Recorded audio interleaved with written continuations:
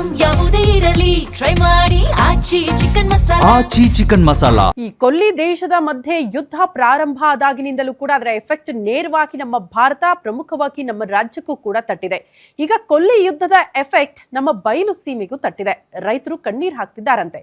ಕಾರಣ ಈಗ ಇಸ್ರೇಲ್ ಮತ್ತು ಅಮೆರಿಕ, ಇರಾನ್ ಮಧ್ಯದ ಸಂಘರ್ಷ ಇದೆಯಲ್ಲ, ಇಲ್ಲಿರುವಂತಹ ರೈತರು ಆಲೂಗಡ್ಡೆ ಬೆಳೆದಿದ್ದಾರಲ್ಲ, ಅವರೆಲ್ಲ ಕೂಡ ಕಣ್ಣೀರಲ್ಲಿ ಕೈ ತೊಳೆಯುವಂತಾಗಿದೆ. ಕಾರಣ ಏನಂತೀರಾ? ಈ ರಿಪೋರ್ಟ್ ನೋಡಿ.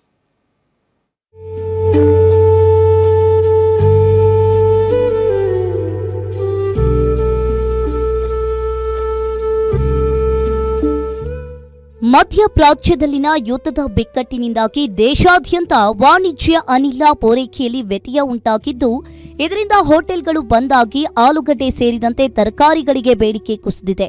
ಚಿಕ್ಕಬಳ್ಳಾಪುರ, ಬೆಂಗಳೂರು ಸುತ್ತಮುತ್ತ ಆಲೂಗಡ್ಡೆ ಬೆಲೆ ಪಾತಾಳಕ್ಕೆ ಕುಸಿದಿದ್ದು ರೈತರು ಕಂಗಾಲಾಗಿದ್ದಾರೆ.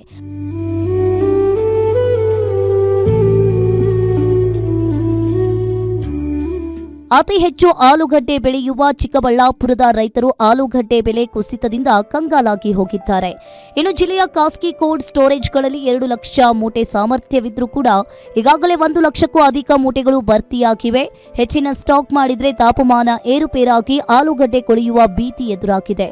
ಅತ್ತ ಮಾರ್ಕೆಟ್ನಲ್ಲಿ ಬೆಲೆ ಇಲ್ಲ, ಇತ್ತ ಸ್ಟೋರೇಜ್ನಲ್ಲಿ ಜಾಗವಿಲ್ಲದೆ ರೈತ ಗೊಂದಲಕ್ಕೆ ಸಿಲುಕಿದ್ದಾರೆ.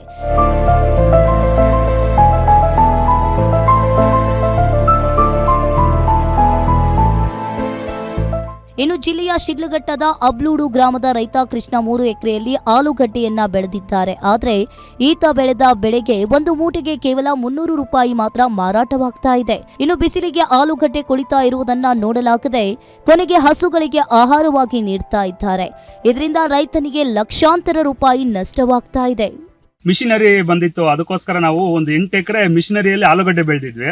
ಇವಾಗ ಒಳ್ಳೆ ಬೆಳೆ ಏನೋ ಆಗಿದೆ, ಆದರೆ ರೇಟ್ಗಳಿಲ್ಲ. ಬರೀ 450-500 ರೂಪಾಯಿ ಒಂದು ತುಂಡ ತಗೊತಾ ಇದ್ದಾರೆ. ಅದರಿಂದ ತುಂಬಾ ಲಾಸ್ ಆಗ್ತೈತೆ. ಖರ್ಚೆ 1 ಕೆಜಿಗೆ 10 ರೂಪಾಯಿ ಬರುತ್ತೆ ನಮಗೆ ಬೆಳೆಯೋದಕ್ಕೆ.